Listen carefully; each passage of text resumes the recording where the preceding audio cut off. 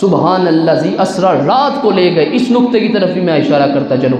رات کو لے گئے، رات کو کیوں لے گئے؟ اب ذہن میں یہ سوال پیدا ہوتا ہے کہ معراج تو دن کو بھی ہو سکتی تھی.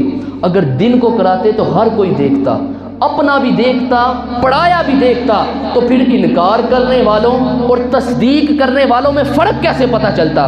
اپنے اور پڑھائی کی قدر و قیمت کا فرق کیسے پتہ چلتا؟ بن دیکھے ایمان لانے والوں کی ایمان کی قیمت کیسے پڑتی؟ رات کے اندھیرے میں ہو تو یؤمنون بالغیب کی شان بھی نظر آئے. جو مانے بن دیکھے مانے، جو مانے اندھیرے کی بات مانے صدیق کی طرح بن دیکھے مان لے. یہ فضیلت امت کو دینے کے لیے رات کو کرائی. ایک فضیلت امت کی تھی، ایک فضیلت آقا علیہ السلام کی تھی.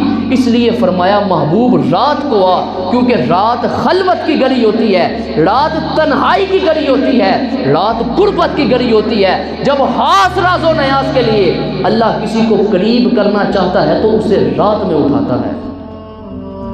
جب خاص راز و نیاز کے لیے اللہ کسی کو قریب کرنا چاہتا ہے اسے رات میں اٹھاتا ہے. اگر یہ بات بھی ذہن میں نہ آئے، کیونکہ ذہن اتنے مہدیت میں، اتنے بے علمی میں، جہالت میں گر گئے ہیں، وہ کہے کہ اللہ کے لیے کیا فرق ہے کہ دن ہو یا رات ہو. یہ بات بھی میں آپ کو سمجھا دوں. اللہ نے فرمایا نمازیں ہیں نا دن میں، فجر، ظہر، عصر، مغرب، مگر جب خاص قربت کی نماز عطا کی نا تو فرمایا وَمِنَ اللَّيْلِ فَتَحَجَّدْ بِهِ نَافِلَةً لَكَ. محبوب یہ ساری نمازیں دن کے اجالے میں ہیں، یہ ساری نمازیں دن کے اجالے میں ہیں، مگر جب خاص قربت چاہو، خاص خلوت چاہو، خاص تنہائی چاہو تو رات کے اندھیرے میں جب ہر کوئی سو جائے تو میرے سامنے آ جایا کرو، مجھے تکا کرو، مجھے پکارا کرو. وَمِنَ اللَّيْلِ فَتَحَجَّدْ بِهِ نَافِلَةً لَكَ. جب خاص قربت کی نماز دی تو رات کو دی، دن کے اجالے میں نہیں دی. اور مقام محمود نہ نماز فجر کے بدلے دیا، نہ ظہر کے بدلے دیا، نہ عصر کے بدلے دیا، نہ مغرب کے بدلے دیا. جب مقام محمود کو ذکر کیا تو فرمایا عسیٰ ان یبعثک ربک مقاما محمودا. محبوب رات کو اٹھا کر، رات کو ملا کر، رات کو بات کیا کر، میں رات کی گھڑی کا صدقہ تجھے مقام محمود پر بٹھا دوں گا، عرش پر اپنے ساتھ تیری کرسی ڈلوا دوں. اب یہ تو حضور کے لیے فرمایا قرآن نے. اب آئیے ذرا بخاری اور مسلم کی متفق حدیث.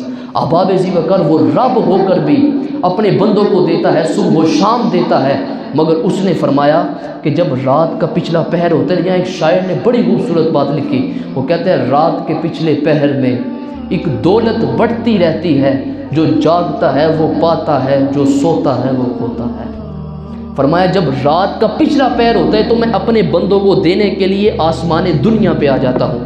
تو وہ رب رات کو کیوں آتا ہے؟ پتہ چلا کہ جب خاص نماز شاد کا وقت ہو، خاص حلوت کا وقت ہو، خاص قربت کا وقت ہو، تو رب نے اپنے لیے بھی مصطفیٰ کے لیے بھی، اپنے بندوں کے لیے بھی رات کو چنا. فرمایا لیلاً محبوب رات کو آ، کیونکہ رات کو کوئی نہیں دیکھتا، تو مجھے دیکھے میں تجھے دیکھوں. یہاں ایک شاعر نے بڑی خوبصورت بات لکھی، وہ کہتا ہے نت نئے نقش بناتے ہو، مٹا دیتے ہو، جانے کس جرم تمنا کی سزا دیتے ہو. کبھی کنکر کو بنا دیتے ہو خیرے کی گولی، کبھی ہیروں کو بھی مٹی میں ملا دیتے ہو. خواہش دید جو کر بیٹھے سڑے تور کوئی، تو تور ہی برق تجلی سے جلا دیتے ہو. خود ہی لگواتے ہو کفر کے فتوے ان پر، خود ہی منصور کو سولی پہ چڑھا دیتے ہو. اپنی ہستی بھی وہ ایک روز گواہ بیٹھتا ہے، اپنے درشن کی لگن جس کو لگا دیتے ہو. خود جو چاہو تو سڑے عرش بلا کر محبوب ایک ہی رات میں معراج کرا دیتے ہو. احباب ذی وقار دیکھیے حضرت عیسیٰ علیہ السلام کے بارے میں ہمارا یہ عقیدہ ہے کہ وہ آسمان پر گئے. حضرت داؤد علیہ السلام، حضرت ادریس علیہ السلام آسمان پر گئے.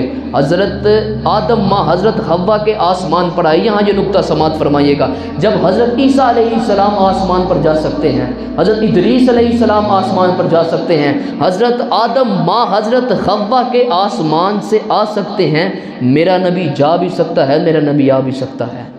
فرق صرف اتنا ہے، فرق ملاحظہ فرمائیے گا، فرق صرف اتنا ہے اگر کوئی آیا ہے وہ پلٹ کر گیا نہیں، اگر کوئی گیا ہے وہ پلٹ کر آیا نہیں. میرا نبی گیا بھی ہے، میرا نبی آیا بھی ہے.